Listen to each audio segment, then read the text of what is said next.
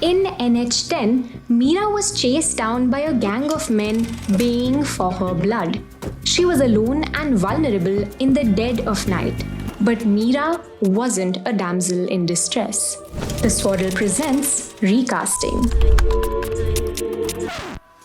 The damsel in distress is a woman in peril, desperately needs a man to come and rescue her.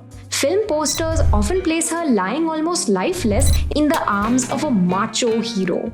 In Hindi cinema, she is a staple figure. Scholars trace back the popularity of this trope to the influence of epics. In Valmiki's Ramayana, for instance, Sita's agency is restricted to letting Ram know that she's in danger. It was almost like she's trying to glorify Ram through this whole process, and he will kill Ravan.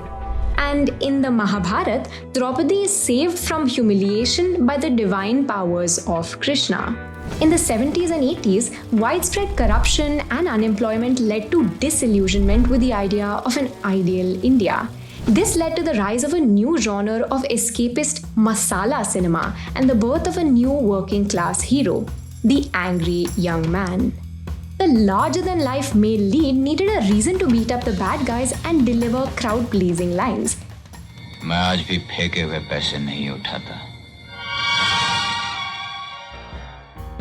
Enter the damsel in distress. Her distress was often exaggerated by the threat of rape or molestation, but the main character was rarely actually sexually assaulted. Actual sexual violence would challenge her purity and therefore would usually be reserved for lesser damsels, such as the hero's sister or a domestic worker. Their trauma would then be used to fuel the hero's righteous desire for revenge. But the 90s presented new threats. With Indian society fast opening up to the values of Western modernity and individualism, the nature of the damsel's distress changed to the denial of freedom to love and marry the man of her choice. She would often fall for a man outside her own class, and her disapproving father would arrange her marriage to a groom better suited for her status. It would then fall upon the knight in shining armor to heroically convince the damsel's family to give him her hand and rescue the passive damsel from an unhappy marriage. Since the 2000s, there's been a noticeable shift. Though we still see the damsel in distress trope in a lot of action thrillers, newer box office hits also show women taking charge in times of distress. And this is when Meera shows up. Initially, Meera's narrative follows the traditional damsel-protector dynamic. Clearly unsure about her self-sufficiency, she's scared when she's out alone at night and only feels safe when her husband is with her. But when the couple accidentally witnesses an honor killing, that dynamic changes. It's his instinct to be the savior that gets Meera's husband fatally injured by goons. And in that moment of crisis, the audience is made to see a crucial fact that the damsel in distress trope has always ignored. That in reality, when strange men attack a couple, a woman is not the only one who is vulnerable.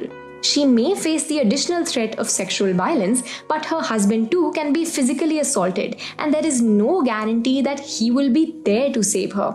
The absence of any possible savior pushes Meera's helplessness to its absolute limit. Forced to take charge of her own fate, not only does she survive, but she also takes revenge. Her decision to turn back and confront the goons becomes significant because it shows that a situation of distress doesn't just leave a woman powerless and desperate to be saved, but can even give her the drive to fight back. And just like that, Meera's character arc proves that a damsel is perfectly capable of finding her way out of distress on the strength of her own abilities. What holds her back is not her vulnerability, but the social conditioning that makes her believe that she needs a man to swoop in and save the day. जो करना था